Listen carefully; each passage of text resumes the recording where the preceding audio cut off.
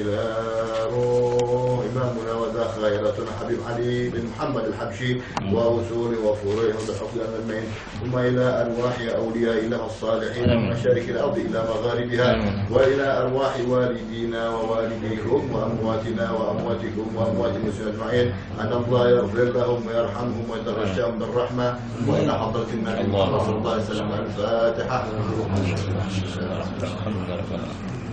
إياك نعبد إياك نعبد وإياك نستعين صراط الذين أنعمت عليهم.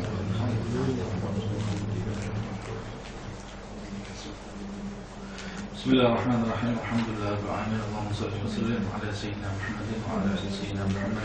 التعلم والتعليم والنفع والانتفاع والتذكر والتذكير والإفادة والاستفادة والحث على التمسك في كتاب الله سنة رسول الله صلى الله عليه وسلم ابتغاء مرضاته وثوابه وقربه. Kita lanjutkan pembahasan kita pada minggu yang lalu. Allah Subhanahu wa taala berfirman, terakhir pembahasan kita sampai di ayat 153. Sekarang kita masuk ke ayat 154 dari surat Al-Baqarah. Pada minggu yang lalu kita bahas, ya ayyuhalladzina amanu ista'inu bis-sabri was-salah innallaha ma'as-sabirin. Kita membahas bahwa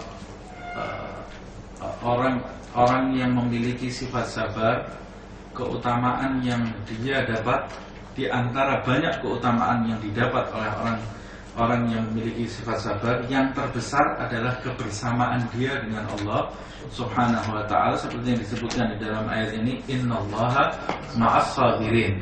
Allah bersama orang-orang yang bersabar memiliki beberapa makna. Di antaranya Allah Subhanahu wa ta'ala memihak orang-orang yang bersabar, seperti ketika kita misalnya berada di dalam perdebatan atau diskusi. Kemudian ada dua di antara teman kita yang berbeda pendapat. Contoh, yang satu bernama A, yang satu bernama B. Kemudian kita akan berpihak kepada teman kita yang bernama A. Kemudian kita berkata kepada dia, jangan takut, saya bersama kamu. Artinya saya berada di dalam pihak kamu, saya memihak kamu. Innallaha ma'as-sabirin, sesungguhnya Allah berpihak kepada orang-orang yang bersabar. Contoh lain, ketika ada teman saya atau orang yang saya cintai, kemudian dia akan melewati satu tempat yang di tempat itu banyak sekali bahaya. Kemudian saya berkata kepada dia, jangan takut melewati tempat ini, saya akan bersama kamu. Makna bersama di sini berarti perlindungan. Innallaha ma'as-sabirin, sesungguhnya Allah Subhanahu wa ta'ala berpihak kepada orang-orang yang bersabar. Sesungguhnya Allah Subhanahu wa ta'ala melindungi orang-orang yang bersabar. Ini adalah keutamaan yang terbesar yang dimiliki bagi orang-orang yang bersabar. Wala taqulu liman yuqtalu fi sabilillahi amwat. Jangan kalian katakan orang-orang yang terbunuh di jalan Allah Subhanahu wa ta'ala itu, mereka itu orang-orang yang telah mati, orang-orang yang mati, yang gugur, tidak ada artinya.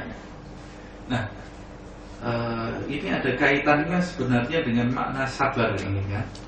Makna sabar di jalan Allah Subhanahu wa ta'ala, perjuangan di jalan Allah Subhanahu wa ta'ala. Dengan permulaan ayat tadi, ista'inu bis-sabri was-salah. Artinya orang-orang yang beriman di masa Rasulullah SAW itu, mereka berjuang menegakkan kalimat la ilaha illallah Muhammadur Rasulullah, dan mereka membutuhkan pertolongan dari Allah Subhanahu wa ta'ala, dan Allah Subhanahu wa ta'ala memerintahkan mereka untuk mengharapkan pertolongan Allah tadi, menanti pertolongan Allah tadi, menjadikan turunnya pertolongan Allah tadi melalui sifat sabar dan selalu istiqomah menegakkan sholat. Sebenarnya perintah menegakkan sholat itu termasuk di dalam perintah sabar ini, karena sholat termasuk perintah Allah Subhanahu wa Ta'ala yang harus dilaksanakan oleh setiap orang yang beriman dengan sabar melaksanakan tadi. Namun perintah sholat ini dikhususkan oleh Allah Subhanahu wa Ta'ala dari perintah sabar, supaya orang-orang yang beriman itu mengetahui keagungan ibadah sholat dibanding ibadah yang lain. Ibadah sholat itu ibadah yang terutama, dan ibadah sholat itu ibadah yang paling cepat menurunkan pertolongan Allah Subhanahu wa Ta'ala. Kebanyakan para kekasih Allah Subhanahu wa Ta'ala, disebutkan oleh beberapa ulama, sebagian besar para kekasih Allah Subhanahu wa Ta'ala dilantik menjadi kekasihnya dalam keadaan melakukan sholat. Dan sebagian besar para kekasih Allah itu mendapati diijabahinya doa mereka dalam keadaan sholat. Termasuk diantaranya Nabi Zakaria.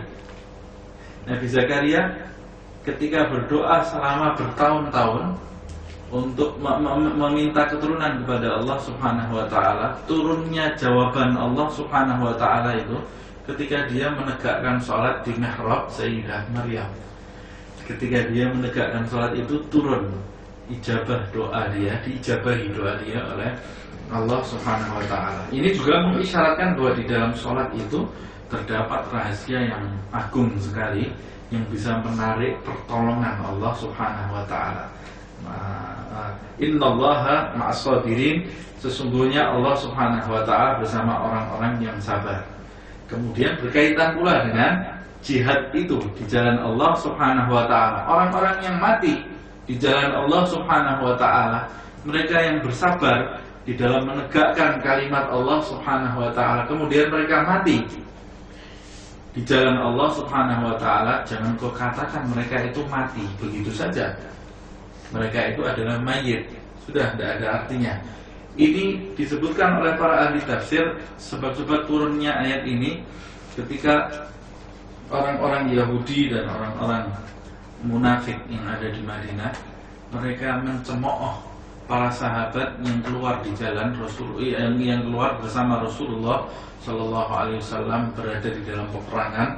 Kemudian ketika kembali, sebagian di antara mereka ada yang gugur di dalam medan pertempuran. Kemudian mereka mengatakan, kalau saja andai kata mereka itu tidak keluar bersama Muhammad Shallallahu Alaihi Wasallam, tentu mereka tidak akan mati sia-sia begitu saja. Untuk apa mengorbankan hidup mereka demi kepercayaan yang dianut oleh Muhammad Shallallahu Alaihi Wasallam melawan bangsa Arab, sebagian besar bangsa Arab yang waktu itu kafir, tidak mengenal syariat Islam, yang memang kondisi Rasulullah SAW pada saat itu masih minim sekali.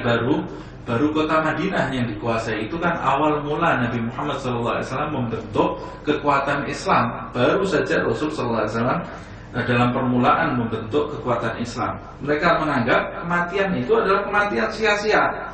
Maka dijawab oleh Allah Subhanahu wa Ta'ala, wala taqulu liman yuqtalu fi sabilillahi amwat. Jangan kau katakan mereka yang mati di jalan Allah Subhanahu wa Ta'ala itu mati sia-sia begitu saja. Tidak. Bal ahyaun. Bahkan mereka itu hidup, tidak mati. Ada yang menafsirkan bal ahya itu dengan superlatif ahya. Ada yang menafsirkan bahkan mereka itu lebih hidup daripada orang yang hidup. Ada yang mengatakan, menafsirkan demikian. Walakin la tash'urun, tetapi kalian tidak mengetahui bahwa mereka itu sebenarnya hidup. Di dalam ayat yang lain, ahya'un inda rabbihim yurzaqun. Mereka itu hidup di sisi Tuhannya dan mendapat rezeki khusus dari Allah Subhanahu wa Ta'ala. Rezeki itu rezeki khusus, rezeki yang ada di sisi Allah Subhanahu wa Ta'ala, yang tidak bisa dibandingkan dengan rezeki dunia yang fana. Karena rezeki dunia itu fana, rezeki yang di sisi Allah Subhanahu wa Ta'ala itu yang dirasakan oleh orang-orang yang gugur di jalan Allah Subhanahu wa Ta'ala itu adalah rezeki yang kekal, yang luar biasa, tidak bisa dibandingkan dengan rezeki yang ada di dunia ini. Nah, ini disebutkan di dalam hadis yang menunjukkan bahwa sebenarnya mereka orang-orang yang gugur di jalan Allah Subhanahu wa taala ini mendapat kebahagiaan di sisi Allah Subhanahu wa taala. Seperti sebaliknya, orang-orang yang gugur di jalan iblis, di jalan syaitan, dia akan mendapatkan azab dari Allah Subhanahu wa taala. La yamutu fiha wa la yahya. Tidak hidup, tidak mati. Kalau mau dibilang hidup, mereka mati karena mendapat siksa. Nah, mau dibilang mati, setiap mereka mati langsung diganti nyawa lagi oleh Allah Subhanahu wa taala. La yamutu fiha wa la yahya. Nabi Muhammad SAW setelah selesai peperangan mendatangi Galib. Galib itu sumur yang di situ ditanam seluruh tubuh orang-orang kafir waktu itu. Dicampur semua di dalam sumur itu. Kemudian ditimbun di situ. Setelah selesai, kemudian Nabi Muhammad SAW mendatangi sumur tempat ditimbunnya jasad orang-orang kafir itu. Di antaranya ada jasad Abu Jahal, musuh Allah Subhanahu wa taala. Sampai di tepi timbunan jasad mereka itu, Rasulullah SAW kemudian berkata kepada mereka, "Hai kalian," kata Rasulullah SAW, makna hadisnya, "apakah kalian sudah mendapatkan apa yang dijanjikan Allah untuk kalian?" Kalau kami sudah mendapatkan apa yang dijanjikan Allah untuk kami, yaitu kemenangan. Allah Subhanahu wa taala menjanjikan kemenangan untuk Rasulullah SAW, menjanjikan surga untuk orang-orang yang gugur di jalan Allah Subhanahu wa taala. Itu sudah kami dapatkan, kata Rasulullah SAW. Apakah kalian sudah mendapatkan? Tentu saja jawabannya ya, yaitu mendapat siksa dari Allah Subhanahu wa taala. Naudzubillah min dzalik. Kemudian seorang sahabat ada yang bertanya ke Rasulullah SAW, "Ya Rasulullah, engkau berbicara dengan amwat, dengan orang-orang yang sudah mati ini." Kata Nabi Muhammad SAW, "Sesungguhnya kalian tidak lebih mendengar daripada mereka." Artinya mereka lebih dengar daripada orang yang hidup. Dengar mereka. Makanya di dalam hadis yang lain, orang yang sudah mati mendengar tapak kaki orang yang meninggalkan mereka. Yang meninggalkan mereka didengar oleh mereka. Makanya kita masuk ke dalam tempat penguburan itu, tempat perkuburan jenazah, disunahkan kita mengucapkan apa? Assalamualaikum. Ya, Kalau ucapan salam harus dijawab nggak? harus jawab. Kalau nggak ada yang jawab, boleh nggak kita mengucapkan salam? Nggak boleh. Kita masuk rumah misalnya, tahu nggak ada yang jawab, tahu ini nggak ada orang, jangan ucapan salam. Ucapan assalamualaikum warahmatullahi wabarakatuh. Assalamualaikum. Kita tahu ada orang, ini orang kalau saya ucapin salam nggak mungkin jawab, jangan kasih salam dia. Ya nanti beban untuk dia kalau dia tidak menjawab salam kita. Tapi yang kita yakin ada jin di rumah. Ya, tapi kita kan menghukum nih, ya. Kalau nanti kelihatan jinnya baru. Kalau kita masuk kubur, maksudnya area perkuburan itu, makbarah, disunahkan kita mengucapkan salam. Assalamualaikum ya ahlul kubur. Kalau kita mengucapkan salam, mereka jawab, walakin la tash'urun. Kamu tidak dengar, tidak tahu kamu.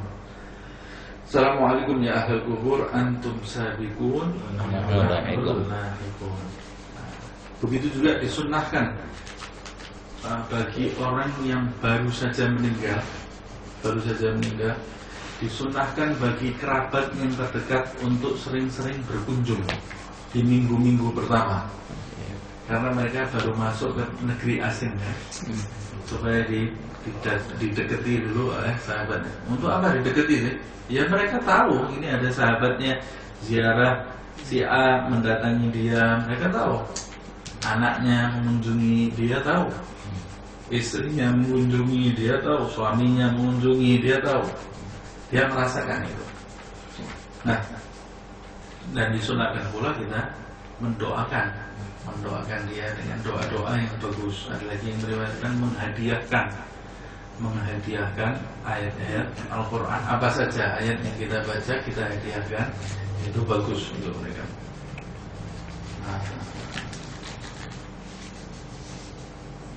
Kemudian apalagi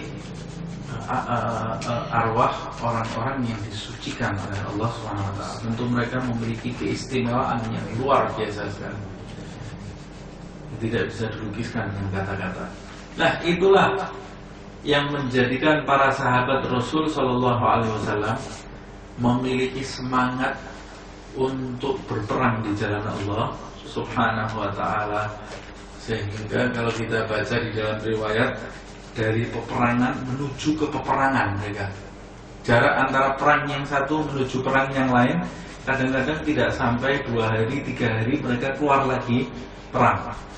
Usai peperangan Badar itu baru sampai di Madinah, terdengar kabar musuh akan menyerang Madinah, keluar lagi Rasulullah SAW, baru sampai ke kota Madinah. Dan yang dipanggil oleh Rasul SAW yang tadi ikut perang Badar, keluar lagi sekarang bersama saya. Lukanya belum kering, masih basah lukanya, keluar lagi bersama Rasul SAW. Walaupun akhirnya tidak jadi perang, tidak jadi perang. Nah, apa yang menjadikan mereka memiliki semangat seperti ini? Karena mereka meyakini apa yang akan mereka dapat setelah mereka gugur di jalan Allah Subhanahu wa ta'ala. Sehingga disebutkan di dalam riwayat, sebagian dari mereka mulai perang sudah mencium bau surga Allah Subhanahu wa ta'ala. Sesungguhnya aku mencium bau surganya Allah Subhanahu wa ta'ala. Baru dalam shock peperangan mereka sudah merasakan itu, sudah merasakan bau surga Allah Subhanahu wa ta'ala. Nah, mati itu pasti didapat gimana? Kalau tidak di perang, ya di rumah pasti mati. Hanya saja beda, kalau mati di jalan Allah Subhanahu wa ta'ala sudah tentu itu mati yang sangat mulia. Itu yang dicita-citakan oleh para sahabat Rasulullah SAW. Sehingga kalau ada kedua orang tua yang anaknya ikut berperang bersama Rasul SAW, mereka bahagia sekali karena anaknya ketika itu keluar mau menjadi calon penduduk surga Allah Subhanahu wa ta'ala. Kalau usai peperangan datang Rasul SAW bersama para sahabat, orang tua tadi yang mengutus anaknya perang bersama Rasul bertanya kepada para sahabat Rasulullah SAW, mudah-mudahan yang aku dapat itu kabar gembira sekarang. Kabar gembiranya yang dimaksud mereka, kalau anak mereka itu sudah gugur di jalan Allah Subhanahu wa ta'ala. Mudah-mudahan yang aku dapat ini kabar gembira dari kamu. Kabar gembira yang dimaksud oleh mereka itu adalah kalau anak mereka itu sudah gugur di jalan Allah Subhanahu wa ta'ala.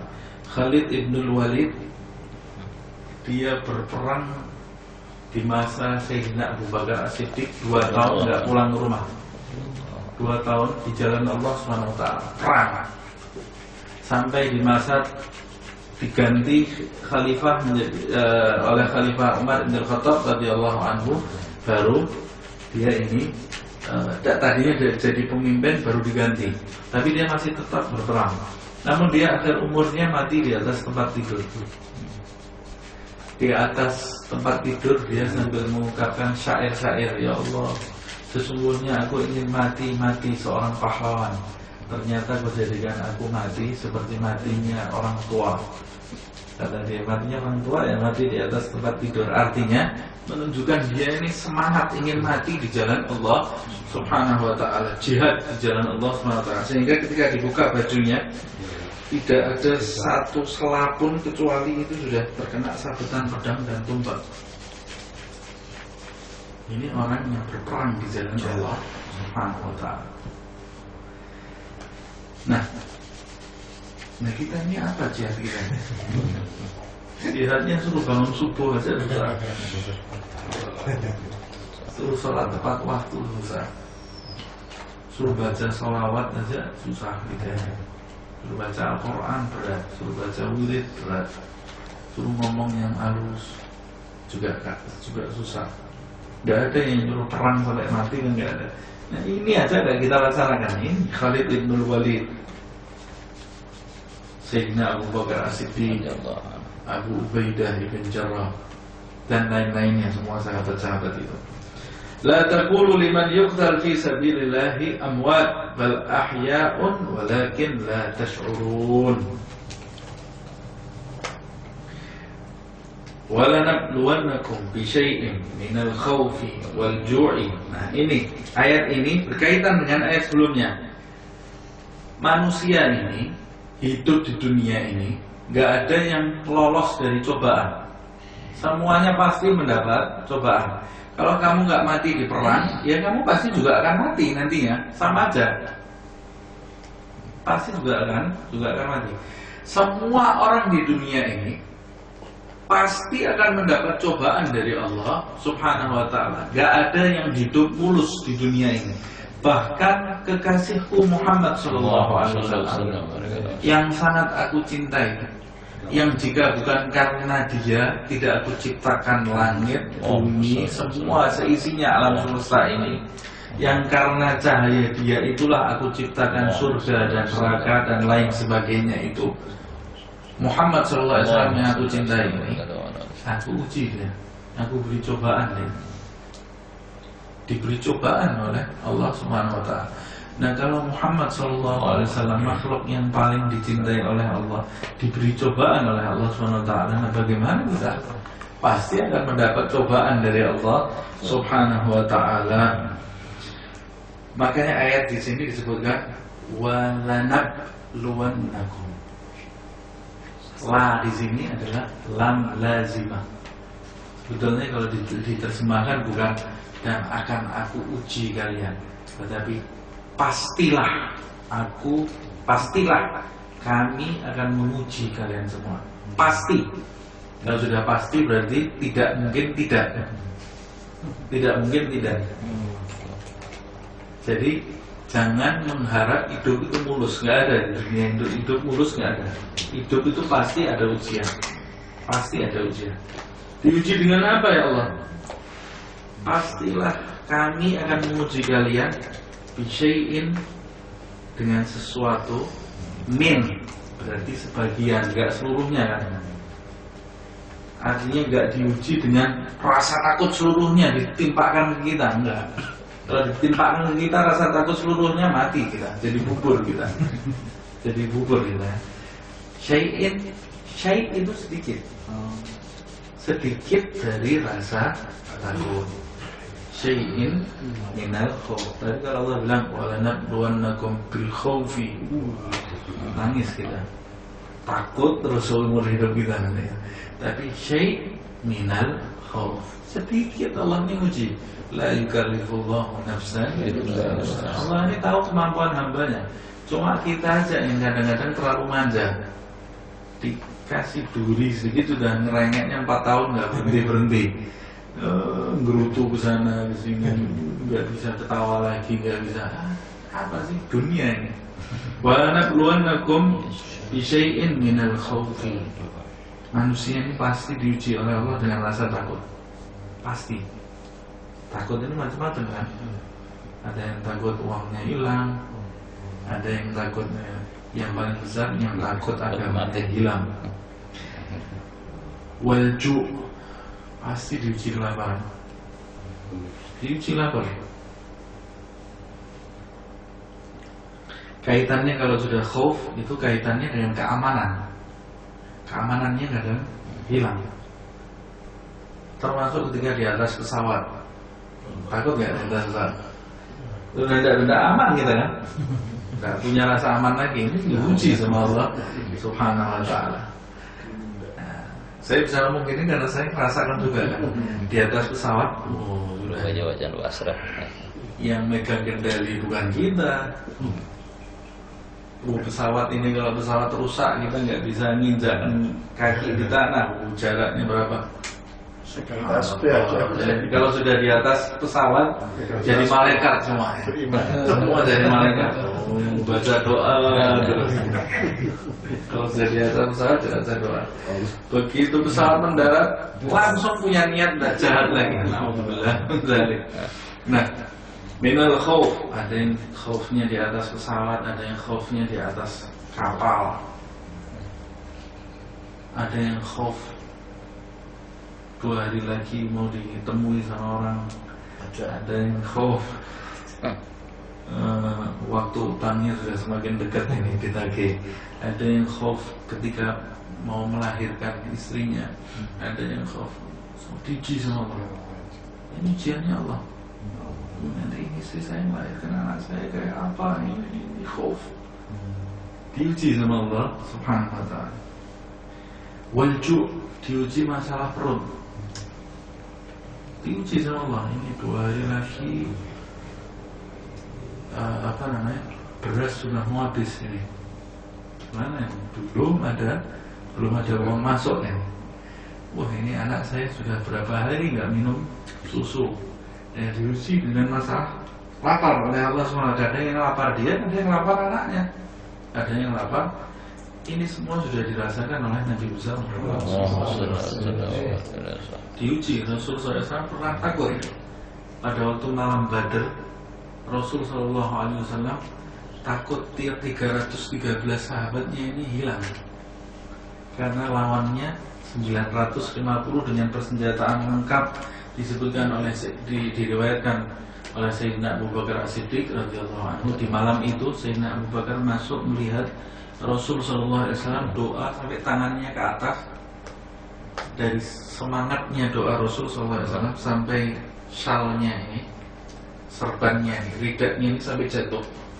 Sampai di antara doanya, ya Allah, kalau kau jadikan kalah 313 orang ini, maka kau tidak akan disembah lagi di permukaan bumi ini. Artinya menangkan, turunkan pertolongan. Nah, rasa takut ini lumrah, ya kan? Cuma ujian ini kan ada yang lolos, ada yang nggak lolos kan? Ada yang saya berlarut-larut itu nggak lolos. Yang lolos itu yang bisa menjawab ujian ini dengan benar. Walju, pernah Nabi Muhammad SAW diuji dengan lapar, dengan rasa lapar, sampai mengganjal perutnya dengan batu. Pernah Nabi Muhammad SAW di siang hari keluar, gak lama Sayyidina Abu Bakar datang, Sayyidina Umar juga datang siang hari. Kemudian pertama Sayyidina Abu Bakar keluar di siang hari, kemudian datang Sayyidina Umar. Kata Sayyidina Abu Bakar, kamu kok datang ke sini kenapa? Lapar, kata Sayyidina Umar. Nah, kamu kenapa datang ke sini? Siang-siang ini keluar ini mau apa? Siang-siang keluar. Kata Sayyidina Abu Bakar, lapar.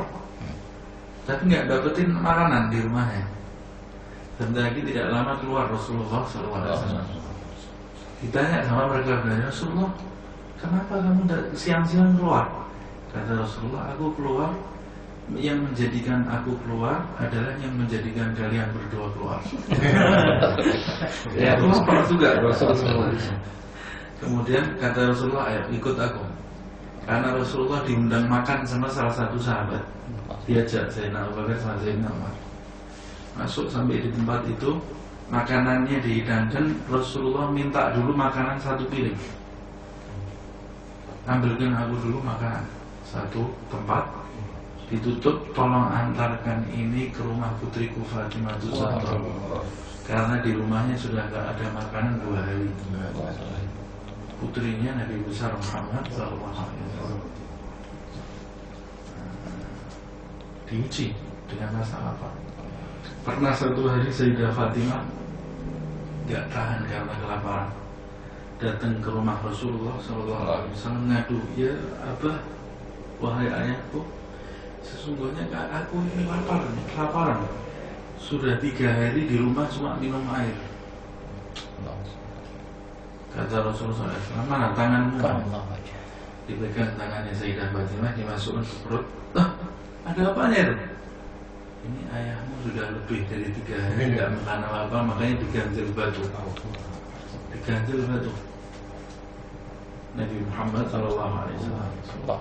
Pernah lagi suatu ketika Rasul SAW berjalan dengan Ibn Abbas sampai di perkebunan orang Ansor.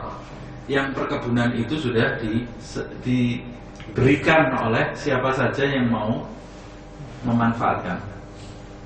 Sampai di situ ada kurma yang rontok jatuh di bawah. Maka Nabi Muhammad SAW mendatangi kurma itu, diambil, kemudian dimakan oleh Rasulullah SAW.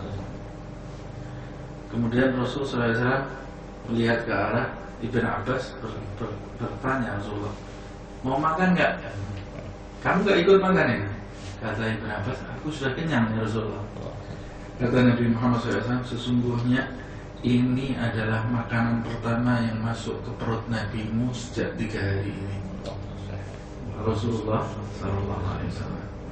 Dan sahabat Nabi Muhammad SAW rata-rata seperti itu. Bukan mereka hidup melarat, tetapi memang mereka hidup seperti itu diuji oleh Allah Subhanahu wa Ta'ala. Bukan karena mereka malas, tetapi mereka diuji oleh Allah Subhanahu wa Ta'ala karena mereka ini adalah umat yang akan menjadi contoh umat-umat setelahnya, umat Nabi besar Muhammad SAW. Suatu ketika pernah Nabi Muhammad SAW kedatangan tamu. Tamu kan harus dijamu, harus dimuliakan. Kata Nabi Muhammad SAW, tamu tadi diedarkan ke rumah-rumah Nabi Muhammad SAW, rumah istri-istri Rasulullah SAW. Di sana nggak ada makanan sama sekali. Semua rumahnya didatangi, nggak ada makanan yang tersedia. Akhirnya kata Nabi Muhammad SAW, siapa yang mau menjamu tamu Rasulullah SAW? Dijamu oleh salah satu sahabat Rasul SAW, padahal dia nggak punya makanan juga, sama. Saya ya Rasulullah, karena dia kepingin mendapat keutamaan mau menjamu tamu Rasulullah SAW. Akhirnya sampai di sana, makanan dia ini cuma tersisa buat anaknya saja. Dia bicara dengan istrinya, itu makanan untuk keluarga kita, berikan ke tamu Rasulullah SAW. Nah kita, kata istrinya, kita makan apa? Kita malam ini puasa. Ini yang datang ini tamunya Rasulullah SAW. Kita hormati. Akhirnya, nanti kalau dia masak, dia makan sendiri. Gak mungkin mau dia makan sendiri. Gini, ini kan malam hari. Nanti ketika kamu menyodorkan 2 piring dari hidangan ini, 2 nampan ini, nanti kamu tiup lilin yang sudah disediakan ini, tiup aja, pura-pura lilinnya mati. Nanti biar dia makan, saya pura-pura makan, padahal piringnya yang dibawa suaminya yang kosong. Akhirnya betul dihidangkan. Waktu piring itu datang, ditiup, lilinnya mati kan, nggak kelihatan kan? Dihidangkan, ini yang ini buat suaminya, yang ini buat tamunya. Suaminya pura-pura makan, pang, suaranya gitu, padahal nggak ada isinya apa-apa. Yang ini tamunya lahap. Oh, masya Allah makannya. Selesai, habis, tamunya tidur kekenyangan. Ini satu rumah kelaparan. Demi tamu Nabi Muhammad SAW. Waktu sholat subuh keesokan paginya, ini tamu datang ke Rasulullah SAW. Masya Allah, ini sahabat kamu. Rasulullah SAW sudah mengetahui perbuatan sahabat dari mana tahu? Dari Jibril. Kata Nabi Muhammad SAW, waktu sahabatnya mendekat, sesungguhnya Allah tersenyum melihat perbuatan kalian semua. Tersenyum ini adalah kiasan, jangan diartikan tersenyum seperti senyum kita. Sesungguhnya Allah tersenyum melihat perbuatan kalian tadi malam, kata Rasulullah SAW. Nah, ini Rasul SAW, ini para sahabat Nabi Muhammad SAW. Mereka diuji oleh Allah Subhanahu wa Ta'ala minal khawfi wal ju'i, dan rasa lapar. Ada nggak di antara kita yang lapar sampai ganjel perut kita dengan batu? Nggak ada, paling laparnya Ramadan aja. Lapar mau diuji lapar Ramadan aja dari sekarang sudah sumpah. Ya Allah, 1 bulan lagi Ramadan, 1 bulan lagi Ramadan. Nah, kalau mau datang Ramadan sumpah itu bahaya. Karena Ramadan itu hari-hari di mana umat Muhammad SAW mendapat keistimewaan dari Allah Subhanahu Wa Taala. Para salaf kita kalau bulan Ramadan mau datang, 6 bulan Ramadan mau datang, masih 6 bulan lagi mereka sudah tersenyum terus gembira ya. Ramadan sudah mau habis, nangis mereka, sedih mereka ditinggal oleh Ramadan. Walju diuji dengan rasa lapar, wanaksin diuji dengan kekurangan. Wanaksin minal amwal, kekurangan dari harta, diuji oleh Allah SWT. Lihat orang kaya di sebelahnya, tetangganya orang kaya, mobilnya 4, kulkasnya 5. Dia lihat sepeda, rumahnya cuma ada sepeda, kulkas nggak punya. Yang itu tetangganya minum air es dari kulkas, dia minum air kending misalnya. Tapi masih dapat nikmat ya, masih dapat nikmat, bersyukur kepada Allah SWT. Itu ujian dari Allah Subhanahu Wa Taala untuk kita. Nah, ada yang lolos, ada yang tidak lolos. Yang tidak lolos terus jadi maling, yang tidak lolos terus jadi hasad, timbul rasa dengki di dalam hatinya. Tidak lolos dia. Yang tidak lolos terus jadi menggunjing, pelit, pamer. Ini nggak lolos itu namanya. Nggak lolos dari ujian. Yang lolos dari ujian, tetangganya mau punya mobil 30, mau rumahnya 40, dia nggak punya apa-apa. Ya sudah, bersyukur kepada Allah SWT sambil berusaha. Nah, ini orang-orang yang lolos. Wa naksir minal amwal wal anfus, kekurangan jiwa. Kekurangan jiwa bisa berarti dalam bentuk cacat, naudzubillah dari nasallallahu alaihi, dapat penyakit. Kekurangan jiwa kan itu, dapat penyakit dan bisa jadi mati. Bisa jadi mati. Ini sudah ujian dari Allah Subhanahu Wa Taala. Bisa jadi ada yang mati, orang tuanya, pasangan hidupnya, anaknya, saudaranya, sahabatnya, dan ini sudah merupakan ujian dari Allah Subhanahu Wa Taala. Naksir minal amwal bisa jadi kebakaran, bisa jadi macam-macam. Ini ujian dari Allah Subhanahu Wa Taala. Wassamarat, as-samarat, buah-buahan, bisa jadi as-samarat di sini hasil. Keuntungannya sedikit, yang itu keuntungannya banyak, yang ini keuntungannya sedikit. Panen samarat ini, buah hasil dari usaha. Wa basyiris sabirin. Jadi kalau ujiannya itu pasti, sabarnya belum pasti. Sabarnya kan belum pasti kan. Ujiannya itu pasti, tapi yang diuji sabar apa enggak? Belum pasti. Dari mana tahu belum pasti? Karena Allah mengatakan wa basyiris sabirin, beri kabar orang-orang yang sabar. Berarti ada orang-orang yang enggak sabar. Yang enggak sabar enggak dapat kabar gembira. Beri kabar gembira orang-orang yang sabar. Basyiris sabirin. Jadi ada 2 yang bisa kita ambil. 3 bahkan. Setiap orang pasti mendapat ujian dari Allah Subhanahu Wa Taala. Yang kedua dari ayat ini, orang yang dapat ujian dari Allah, ada yang lulus, ada yang enggak. Yang lulus itu yang sabar. Yang ketiga, orang yang dapat ujian yang tidak sabar, dia ini rugi 2 kali. Rugi 2 kali ya. Yang tidak sabar. Yang pertama dia dapat ujian, kan dapat ujiannya pasti itu kan. Yang pertama dia dapat ujian, yang kedua dia nggak dapat apa-apa setelah diuji. Berarti kan rugi 2 kali kan dia.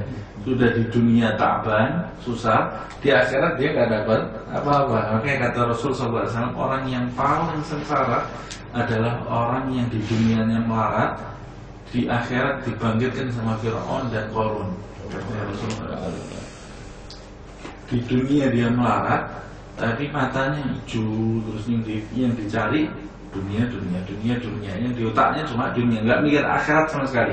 Sabar nggak ada, yang ada menggerutu sana, menggerutu sini, mencaci sana, mencaci sini, dengki sana, dengki sini. Dia di dunia sudah melarat, mati dibangkitkannya sama korun. Karena dia nggak sabar terhadap ujian tadi.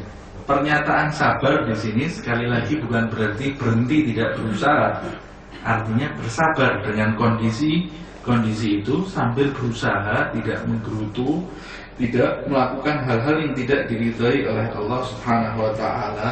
Salah satu sebagai penutup disebutkan di sini ciri-ciri orang bersabar itu, wabashshiris sabirin alladzina idza asabatuhum musibatun. Siapa orang-orang yang bersabar itu? Mereka adalah idza asabatuhum musibatun, jika ditimpa musibah, ujian, qalu, mereka berkata, ucapan ini mereka ucapkan dari lubuk hati. Kalau tidak dari lubuk hati, sama aja bohong kan? Artinya yang ada di hati mereka, karena ucapan itu sebagai dalilnya hati.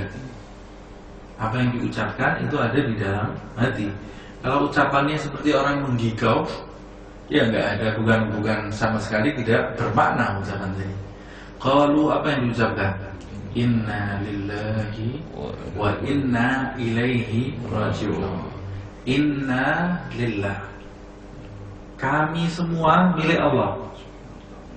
Saya milik Allah, istri saya milik Allah, orang tua saya milik Allah, anak saya milik Allah, saudara saya milik Allah, harta saya milik Allah, mobil saya milik Allah, rumah saya milik Allah. Semua. Kita ini tidak memiliki apa-apa. Kita budak kan? Kita ini kan Abdullah, budaknya Allah. Budak itu tidak memiliki apa-apa.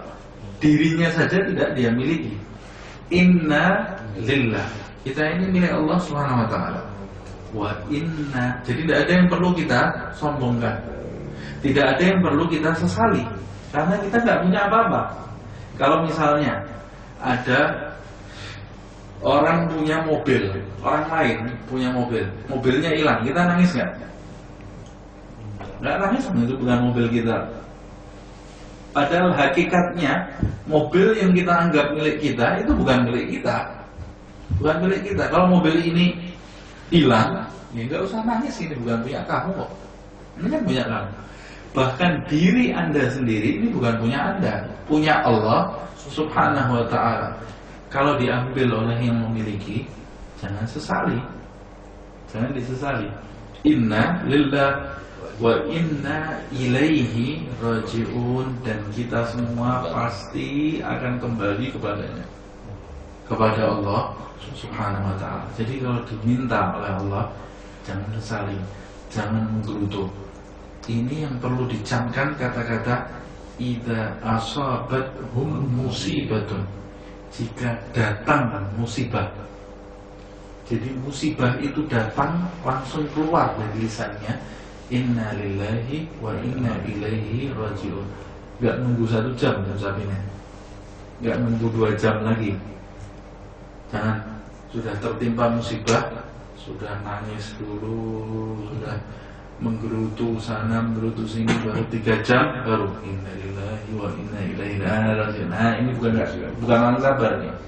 Orang sabar itu ketika dapat kabar pertama musibah itu, langsung keluar dari lisannya innalillahi wa inna ilaihi raji'un, dari lubuk hatinya. Itu namanya orang sabar. Bukan seperti wanita yang di zaman Rasul sallallahu alaihi wasallam waktu nangis lewat Rasulullah SAW. Kata Rasul SAW, isbiri, sabar, kamu sabar. Wanita tadi melihat Nabi, kamu nggak ngerasain apa yang saya rasakan, enak kamu ngomong sabar-sabar. Kalau kamu ngerasakan apa yang saya rasakan, baru kamu tahu. Karena nggak tahu kalau itu Nabi Muhammad. Dia nggak tahu. Sabar. Orang sekarang kan banyak gitu sih. Ada ingat kan? Sabar. Banyak gitu. Sama ada kayak wanita ini kan. Ini diingetin sama Nabi Muhammad, sabar. Sabar kata wanita ini. Lewat Rasulullah SAW, ditinggal oleh Rasulullah. Kata sahabat, Kamu tahu nggak tadi yang ngomong itu siapa? Siapa? Itu Nabi Muhammad SAW. Hah? Rasulullah yang ngomong, kata tadi. Lari ini wanita masuk ke rumah Rasulullah SAW. Kemudian dia berkata, ya Rasulullah, sekarang saya sabar. Kata Rasulullah SAW, telat. Kata Rasulullah SAW, as-sabru 'inda sadmatil ula. Sabar itu ketika kamu ini dihajar oleh kabar musibah itu. Yang pertama kali, kemudian kamu dari dalam diri kamu, inna lillahi wa inna ilaihi raji'un. Itu namanya orang sabar. Kalau sudah nunggu 4 hari air matanya habis baru ngomong inna lillahi, itu bukan sabar itu. Bukan sabar. Sabar itu pertama itu. Sabar itu seperti Imam Ali Zainal Abidin radhiyallahu anhu. Seperti yang disebutkan di dalam riwayat, pembantunya, budaknya, dia punya budak bawa kuali isinya air panas. Waktu jalan ini budak nggak sengaja pleset, ini budak, kualinya jatuh kena anaknya yang masih kecil. Air panas, mati di depannya anaknya. Nah kalau kita apa nggak budak?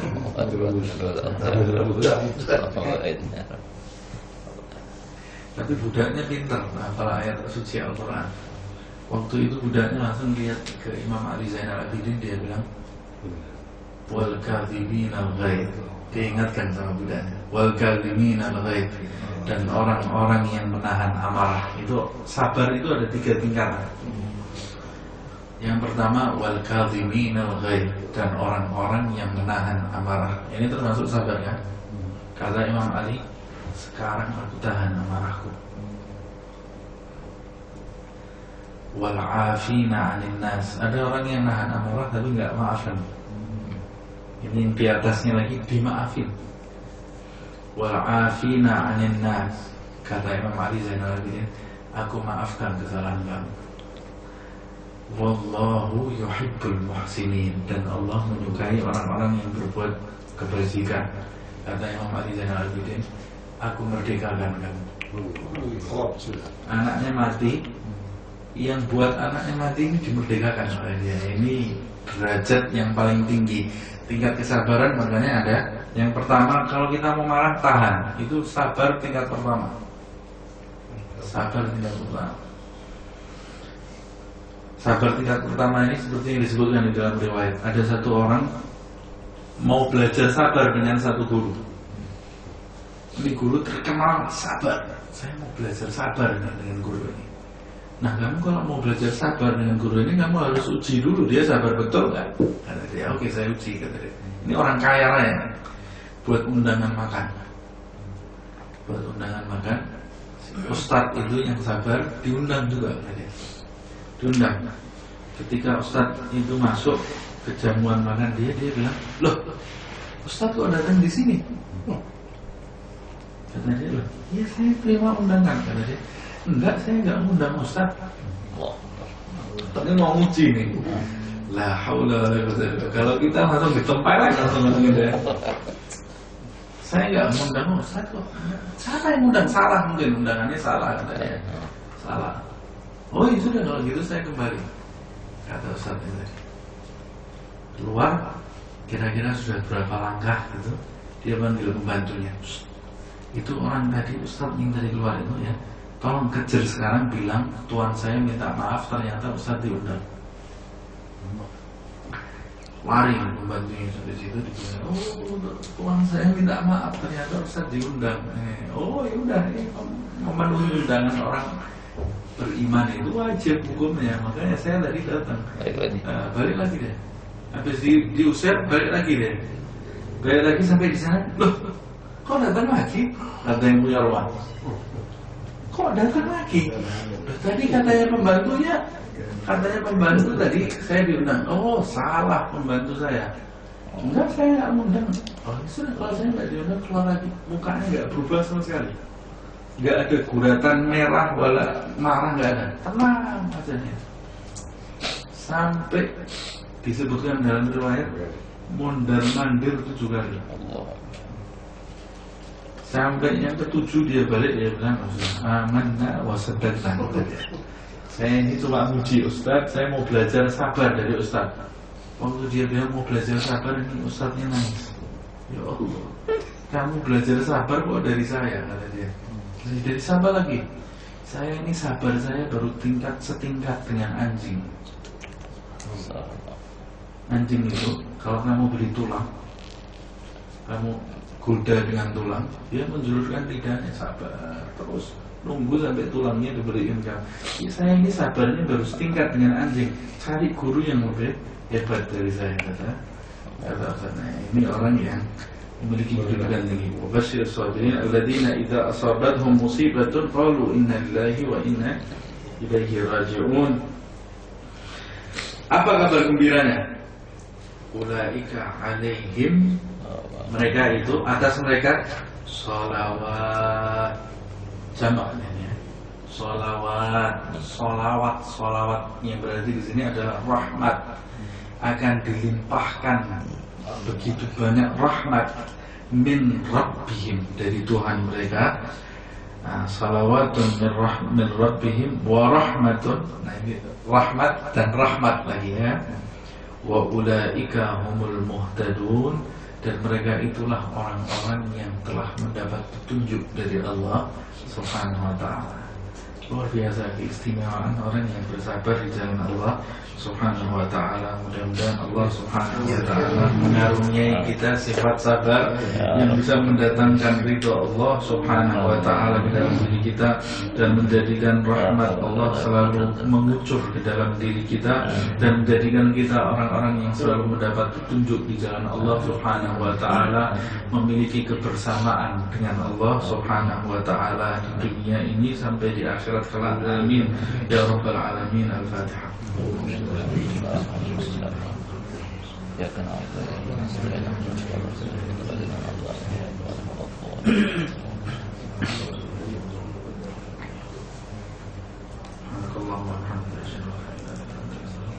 Ya Rabbana a'tarafna bi annana a'tarafna wa annana asrafna ala ladha ashrafna fatub alayna tawbah taghfir li kulli hawba wastur lana al-awrati wa aminir rawhati waghfir li walidina rabbi wa mauludina wal ahli wal ikhwani وسائر الخلان وكل ذي محبة أو جيرة أو صحبة والمسلمين أجمع آمين ربي اسمع فضلا وجودا منا لا باكتساب منا بالمصطفى الرسول نحظى بكل سول بالمصطفى الرسول نحظى بكل سول بالمصطفى الرسول نحظى بكل سول